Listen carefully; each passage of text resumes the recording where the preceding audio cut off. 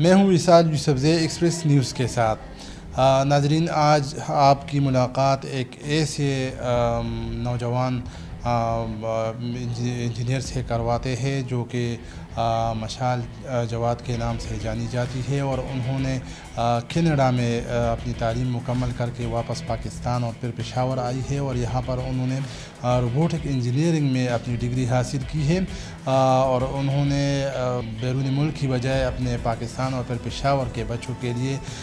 یہاں پر ایک skills centre کا قیام عمل میں لائی ہے، اور اس طرح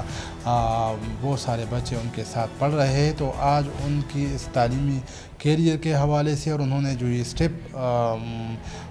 لیا ہے اس کے حوالے سے ان سے جانتے ہیں، تو ہمارے ساتھ رہیے۔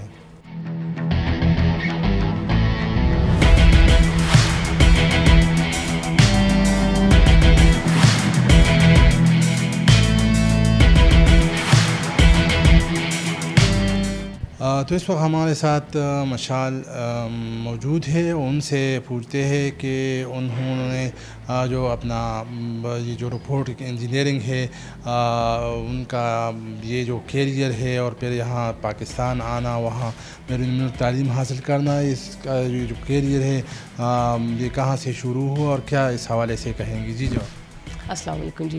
میرا نام مشال جواد ہے اور میں ایک میکٹرونکس انجینئر ہوں، جو کہ آسان الفاظ میں روبوٹکس کہلائی جاتی ہے۔ میں نے اپنی ڈگری کینیڈا سے کی ہے، مجھے موقع ملا وہاں پڑھنے کا، تو 5 سال میں میری ڈگری ہوئی، اور انہی 5 سالوں میں نے کچھ کام بھی کیا اسٹیم کے حوالے سے ہی، اور مجھے وہاں پہ اندازہ ہوا کہ جو ہمارے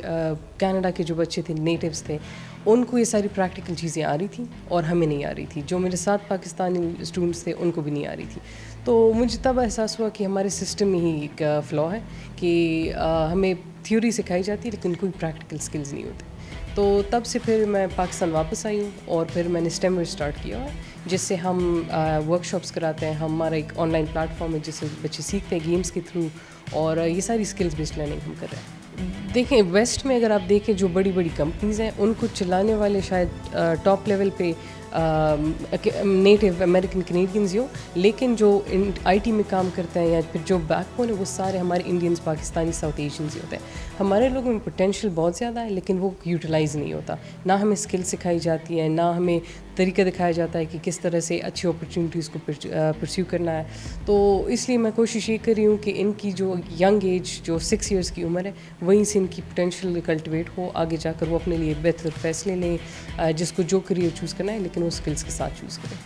یہ اسکلس تو انتہائی امپورٹنٹ ہے، آج کل تو ہر ایک کریئر میں کسی نہ کسی طریقے سے اسکلز اور ٹیک استعمال ہو رہی ہیں۔ تو جو ٹریڈیشنل ہماری تھیوریٹیکل ایجوکیشن تھی وہ تو اب نہ رہی، وہ تو اب یوٹیوب سے بیٹھ کر بندہ سیکھ سکتا ہے۔ اسکلز جو ہے تو وہ بہت امپورٹنٹ ہے کہ گورنمنٹ سیکٹر میں بھی امپلیمنٹ ہو، پرائیویٹ سیکٹر میں بھی ہو۔ ہم نے اسٹارٹ لیا ہوا تھا، ہمارا 1.5 ایئر ہو چکا ہے، اس لیے ہم کوشش کریں کہ جتنی سارے اسکولس کو ہم آن بورڈ کر سکتے ہیں، جتنے سارے گورنمنٹ اینڈ پرائیویٹ دونوں اسکولس کو ہم ٹارگیٹ کر سکیں، تو وی ٹرائنگ کہ جتنے سارے بچوں کو ہم امپیکٹ کر سکیں وہ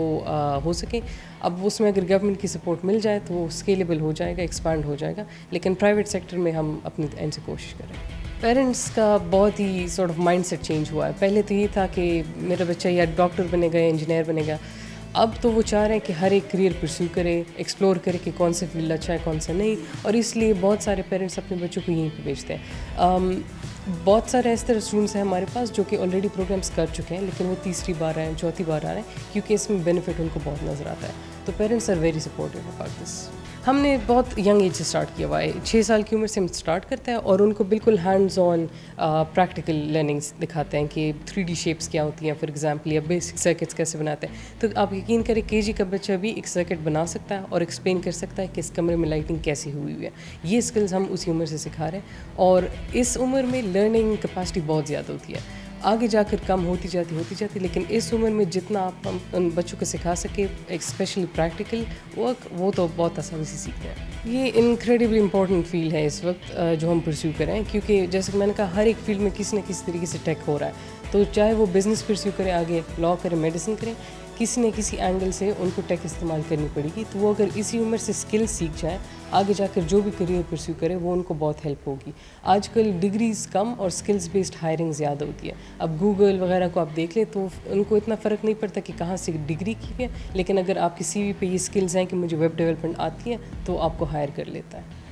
ٹیکنالوجی تو ہمارا سب سے بڑا سارٹ آف پازیٹیو فیکٹر ہے ہم خواتین کے لیے، کیونکہ گھر بیٹھ کر ہو سکتا ہے. کچھ رولز اس طرح ہوتے ہیں